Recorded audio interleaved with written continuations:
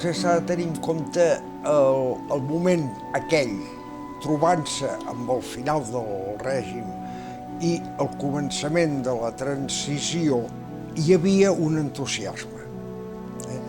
El lema aquell de llibertat, amnistia i estatut d'autonomia, doncs era molt cooper. És que es notava pel carrer.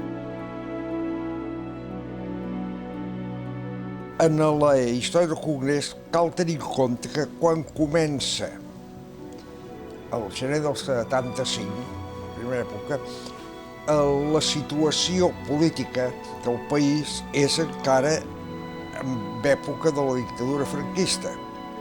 Quan va començar el Congrés ja s'havien celebrat les eleccions del Congrés de Diputats de l'any 1977 i ja es va dir que s'havia d'abandonar l'idea de defensa de la cultura catalana, sinó que s'havia de fer un congrés de la cultura catalana. S'hi van adherir molt de pressa una gran quantitat d'associacions, prenent de seguida una volada potser una mica impensada en aquell moment. Es va començar pensant que sí que es podrien tenir molts diners i després es va veure que no. El moment en què hi entra com a secretari general el Josep Espar, vam fer aquesta campanya de captació d'adhesions, que aleshores es fa pel sistema que es feia d'unes noies o nois que anaven a visitar gent i li treien l'inscripció al Congrés i el seu donatiu corresponent. També es va fer campanya per al diari Avui. Això és de les oficines del Congrés, sí. Tot al mateix temps. Tot al mateix temps, sí. Recordo que es va posar una botiga petita que tenia un sindicat de dibuixants, sembla, al carrer València, ho van posar a disposició del Congrés, on des d'allà repartien i es venien tots els cartells i llibres i coses que feien del Congrés. Aquest, Marc, és una de les campanyes? Aquest és una de les campanyes, sí, català idioma oficial. Una de les campanyes que es van fer. Es van formar delegacions a tot arreu, fins al moment en què es va decidir la denominació d'aquests territoris. País Valencià, les Illes, no cal dir l'Alguer, Andorra, però hi havia el cas de Catalunya i el cas de la Catalunya francesa, i va ser quan es va decidir de dir Catalunya Principat per dir i Catalunya Nord, que després ha quedat.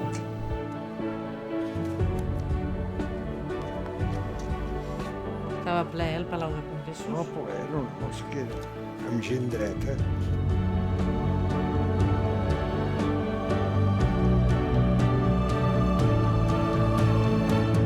La part científica del Congrés es va dividir en tota una sèrie de seccions que abastava tota la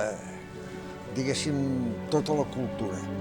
Segons la matèria de l'àmbit, van tenir més influència o menys després de l'aplicació de les seves conclusions, encara que totes van ser valorades en aquell moment i van ser tingudes en compte, al moment de la represa aquí a Catalunya.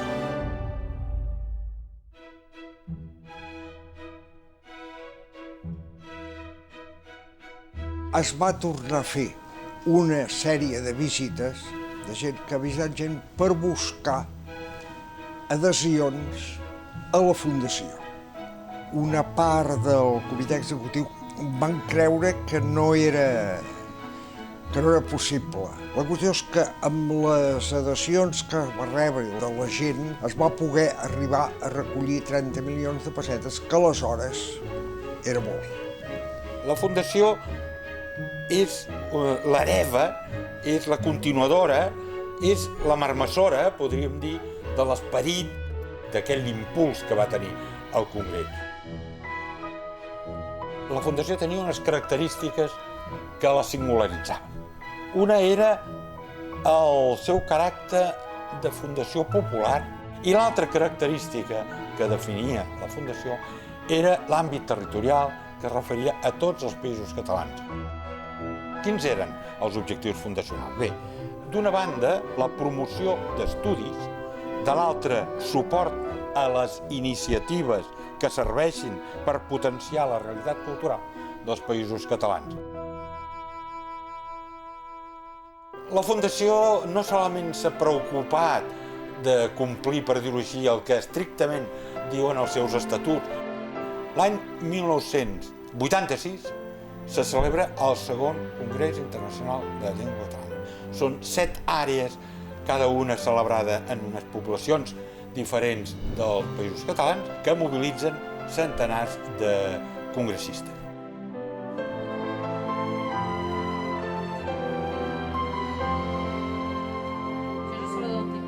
Hauria de ser jo.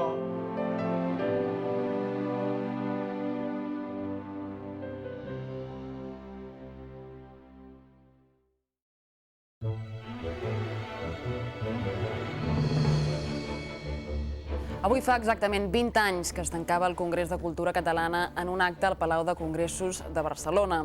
Durant 2 anys, prop de 12.000 participants havien reflexionat sobre l'estat de la cultura en l'àmbit de tots els països de parla catalana i van resumir aquell dia en 23 ponències una sèrie de propostes per al futur.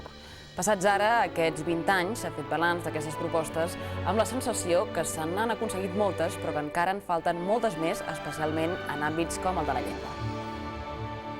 Aquella visió de treballar conjuntament des de tots els països catalans. Alguns proposant una nació unida amb una federació independent.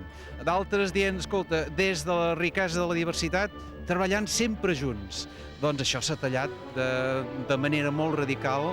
Des del punt de vista de les il·lusions que ens plantejàvem, allò d'una literatura al servei d'un poble, jo diria que la literatura existeix, el poble existeix, però encara no està al servei. El català continua en mans de persones que no dominen prou la matèria de la qual són professors de català. Aquestes reflexions i les de la resta dels 24 àmbits es faran públics en un acte solemne que es farà el 14 de desembre a migdia en el mateix palau que va hostatjar la cerimònia de cloenda de fa 20 anys. Aquesta commemoració els farà reviure la seva activa participació en un fet que, vist en perspectiva, va ajudar a articular la societat catalana d'avui. Deixem-ho dir d'antuvi i sense ni el més mínim cofoisme. Les pàgines que ocupa el Congrés de Cultura Catalana en la nostra història es compten entre les més positives de la Guerra Civil ençà. Mon cor estima un arbre, més vell que l'olivera, més poderós que el roure, més verd que el taronger. Els països catalans tenim l'oportunitat de construir el nostre lloc en aquest nou món. Avui, en la societat de la informació i amb la globalització trucant a la porta i destruint els grans poders, depenem de nosaltres. Sobretot depenem de nosaltres. És pràcticament impossible de governar tan sols per decret o per llei, sense el suport i la voluntat de la societat. Hem de buscar, doncs, aquest suport. Vostès pensen que confrontats amb una cultura com l'espanyola, que és de les més importants del món i de la història, i una llengua com el castellà, vostès pensen que amb el seu català se'n sortiran? Sí, ja ho sé que sí. Ja ho sé que sí. Reneix la llum divina, no canta per ses branques. Em perdonaran la broma, però parlant d'etiquetes, a mi m'agradaria saber, a part dels costos econòmics que representa, per què un producte com un ou de xocolata fabricat al Prat de Llobregat, quan ha de donar les instruccions les instruccions del producte, és capaç d'afegir unes instruccions en 30 llengües europees, afegint-hi les d'Eslovènia, les de Croàcia, les d'Estònia, Letònia i Lituània, les d'Ucraïna, i no té, no sé per quina raó, espai per afegir-hi el català, el basc o el gallec.